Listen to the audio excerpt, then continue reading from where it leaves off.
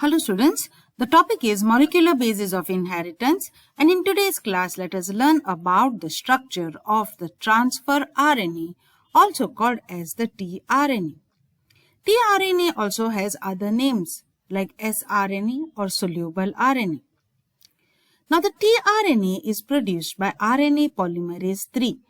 As we have already seen in the previous videos that the process of transcription in case of eukaryotes is highly complex and involves the use of 3 RNA polymerases.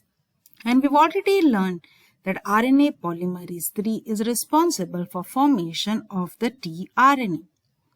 Now let us understand the structure of the tRNA. The tRNA is called as the transfer RNA because it has an important role in transferring the amino acids from the cytoplasm to the ribosome at the site of the protein synthesis. Now let us look at some specific features of tRNA. A very unique characteristic of tRNA is the presence of the anticodon loop. The anticodon loop has the bases which are complementary to the genetic code. We've already learned about the genetic code and we know that the code is a triplet.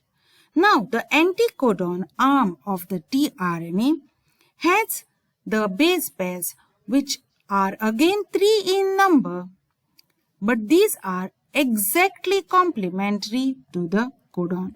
So if a codon represents an amino acid, then the anticodon represents the exact complement of the codon. Now this helps the tRNA to select the specific amino acids and bring them to the site of protein synthesis on the ribosomes.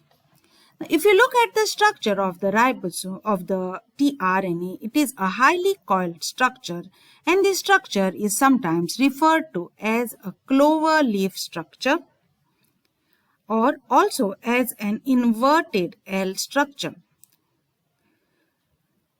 It is seen that the amino acids which are present in the cytoplasm bind to a specific tRNA which carries them to the ribosome to the site of protein synthesis. However, the methynyl tRNA always functions as the initiator tRNA. This is because we have already seen that AUG is the initiation codon which is present in the RNA, and hence if any RNA has to be translated, it has to have the AUG codon as the initiator codon. Now similarly, to translate this RNA, always the first tRNA which carries the methionine amino acid to the ribosome for protein synthesis is the initiator tRNA, that is the methynyl tRNA. Now, as I've already told you students that the role of the tRNA is to transfer the amino acids from the cytoplasm to the ribosome, which is the site for protein synthesis. The binding of the amino acids from the cytoplasm to the tRNA involves a specific reaction which is called as the amino acylation reaction. The amino acids in the peptide chain are joined by a bond which is known as the peptide bond. The formation of peptide bond requires energy. Therefore, in the first phase itself, the amino acids have to be activated. And this activation, of course, takes place in the presence of ATP. During this activation, the specific amino acid is joined to the specific tRNA by a reaction called as amino acylation. As we already know that there are 20 different types of amino acids, thus a specific tRNA with a specific anticodon is going to amino acylate with a specific amino acid that is present in the cytoplasm. It is because of amino acylation that when two such tRNAs which are having the amino acylated structures come together, a peptide bond is formed, which is very essential in case of the protein synthesis.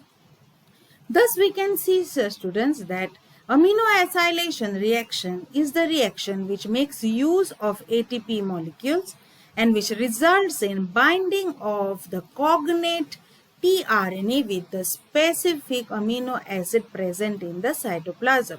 Thus, this reaction is very essential to make the tRNA highly effective in causing the synthesis of proteins when it comes to the site of the ribosome.